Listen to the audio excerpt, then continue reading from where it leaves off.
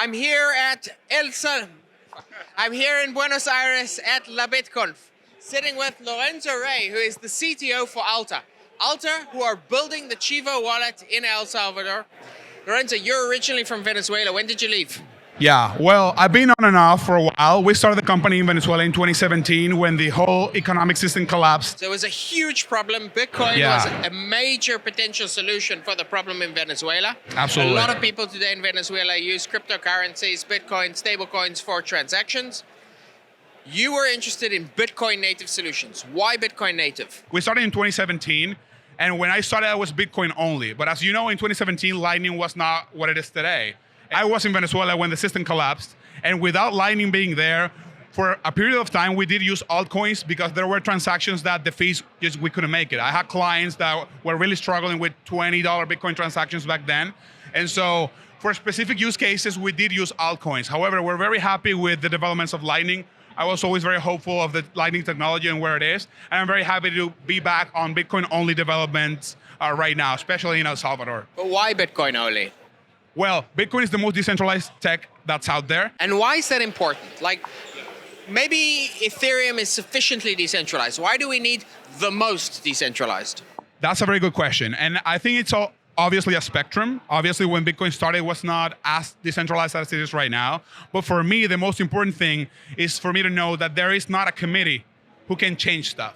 So you may say, hey, Ethereum is very decentralized. Yeah, but I know there's a committee there making changes. And so I have to trust them. You need to trust something. You have to trust And you want to be something. able to trust the system, not the people. Not the people, exactly. Right. So with Bitcoin... Because you've learned what happens when you trust the people. Exactly, and we've seen it time and time again. Right. So with Bitcoin, there are multiple teams building different stuff, but none of them can change the core of what Bitcoin is. And so it makes it decentralized enough for me to trust it long term. That experience is allowing you to help the people in El Salvador who have adopted Bitcoin as a country in a way that no other country has done yet. That's right.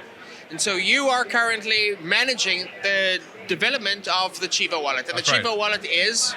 Well, Chivo Wallet is a custodial wallet. It's the official wallet of the government of El Salvador, and its mission is to introduce Bitcoin to the entire country. It has more than 4 million users right now. It's important to know that the largest bank in El Salvador is been operating for 50 years, and it has 1 million users. 4 times bigger than the biggest bank in El Salvador. Absolutely. How are users using Chivo Wallet? Like, where is most of the Bitcoin coming from? That is a great question. So when we were designing Chivo Wallet, we wanted to, build a certain vision, which is financial inclusion, introducing Bitcoin to an entire population. 70% of the population of El Salvador didn't have bank accounts. So how do you build a system that's easy enough to use and really useful for those people? A lot of Bitcoiners come to El Salvador and they have certain questions about Chivo because they come with the mindset of a Bitcoiner, my recovery phrase, non-custodial and this and that. And that's great. There are a lot of wallets in El Salvador doing that.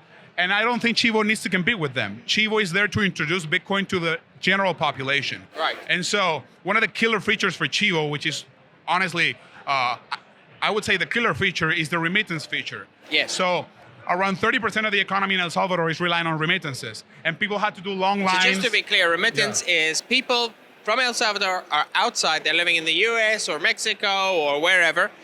And they're sending money back home. That's right. That's 30% of the economy. There are 6 million people in El Salvador. Yeah. And there are 3 million Salvadorians living in the US. Yeah. So it's been a migration that's taken decades. So the amount of people from El Salvador in the US sending remittances back to their family, it's insane. And they all have to do long lines on MoneyGram, paying 10 to 20% commission.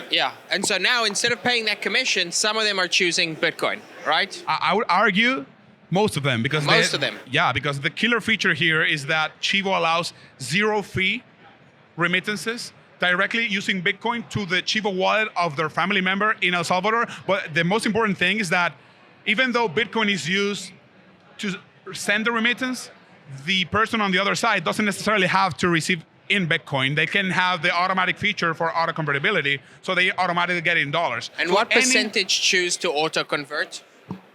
Top of mind, I don't have the exact number, but I would argue, especially businesses, most of them do. Obviously, a lot of people are not used to volatility and stuff. So, but the important thing is that they have the option of Bitcoin there if they so desire. And they're converting into dollars, which are held in a bank account by basically the government. Yeah, it's a custodial wallet. So it has custodial components for both fiat and Bitcoin. So Sovereign has developed a Bitcoin-backed stablecoin, right, which would allow El Salvador not just to be sovereign when it comes to Bitcoin, but also be sovereign when it comes to the dollar. Do you think there's potential, and do you think people would be interested in using, instead of just US greenback dollars, using Bitcoin-backed dollars in the Chivo wallet? I saw Sovereign before. I knew about the name, and it's technology that's very interesting. So I don't know in Chivo Wallet, but in El Salvador, for sure. I think there's definitely a possibility for you guys to do stuff there, and we'd love to talk to you guys about that. How popular are stablecoins just generally in El Salvador? It's a very good question. They're not as popular, you know? Not like in Venezuela. No, that's the example I was going to use. Like, Yeah. I have an interesting perspective because I've seen Bitcoin and the whole ecosystem grow in the two most extreme of the situations, you know? Like, communist country, system collapse, people out of necessity are using Bitcoin and other cryptocurrencies. And then El Salvador, which is a country that doesn't have their own fiat money, they have US dollars, and it's currently experiencing a lot of growth economically, in terms of security, and the government is like the good guy trying to bring Bitcoin to the people. Right. In these two extremes, we see Bitcoin thriving. And the interesting thing is that in Venezuela, stable coins are more popular. Right. People are always concerned People with need the volatility. stability because People people are need the using it stability, yeah. for their day-to-day needs. Exactly. So in Yeah. El Salvador, the dollar is legal. They have the banks in dollars, so they don't really need stablecoin as much. I mean, they do use them a lot, but not as much as in Venezuela. I've seen in Venezuela kiosks in the middle of nowhere between two cities selling coconuts, and they're taking USDT, which is Yeah. insane. So People in El Salvador, the people in Venezuela, they don't have bank access. They don't have bank accounts. How can we provide them with things like lending, with the ability to get credit, with the ability to even earn some interest on the money that they save? that is a real problem that I think it's worth for private companies to take a look at in El Salvador. El Salvador and many Latin American countries, Venezuela as well, are famous for having, you know, your prestamista, which is like the lender from the town. And these people are usually kind of sketchy. They charge ridiculous amount of interest. There Yeah. are people the lady that sells pupusas or that maybe sells, school uniforms in the corner. She needs to buy the fabric. She needs and credit. then she gets a loan, but then she's charged 100% interest daily. It's insane the amount of the money that these people are charging them. And there's a lot of abuse, social abuse.